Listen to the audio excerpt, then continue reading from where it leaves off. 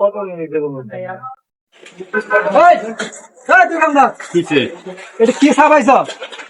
এই জামগড়া এলাকার মধ্যে অলি গলিতে আমি ঢুকতে পারতাছি না, যাইতে পারতাছি না। তুমি বাড়ি খাওতে আমি কি করবো? এই কাম করবো না? তুমি টেহা দাও না? কবে বাড়ি খাইছো? হালকাতা করছি, তুমি হালকাতার মধ্যে আও নাই, এই কি করবো? ভাই, এই তোমার মালিক কই? ভাই এদিকে আসেন। ভাই আপনার দোকানে আমি কাস্টমার, আপনার দোকানে আমি বাকি খাই।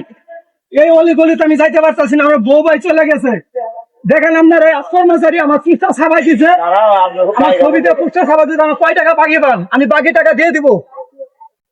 এই তুমি এই কোন করছো? তুমি টেহা দেয় না তো আমি কি করবো? দেন না দেন, তুমি আমারে জানাইবা।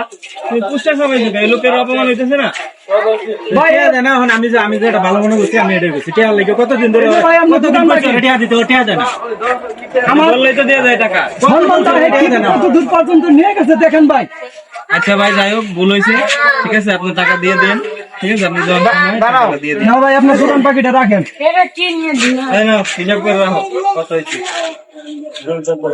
সকল দোকানদারদের উদ্দেশ্যে বলছি, কেউ কখনো ক্রেতাদের সাথে খারাপ ব্যবহার করবেন না। কিছু অশিক্ষিত কর্মচারীর কারণে ক্রেতা এবং দোকানদারের মধ্যে দুঃসম্পর্ক তৈরি হয়।